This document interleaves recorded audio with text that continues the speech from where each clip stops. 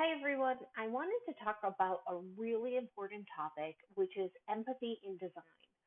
So, I'm going to talk about this by using an example. Once, when I was, working as a graphic designer before teaching and everything else, I needed to make an ad for a domestic violence um, place. And that required me to really think about the images I was going to use, the color scheme I was going to use, the fonts I was going to use, because this was a place of refuge for those who found themselves in situations regarding domestic violence.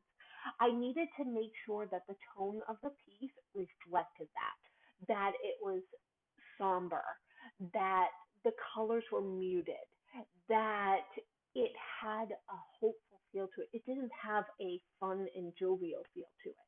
So those are some of the things that we really need to think about when we are designing pieces. We need to look at the intent of the message that is going out and how we can best mirror that intent through our design. So that's something to think about when you're writing out your post this week. All right, I hope everyone has a great week four.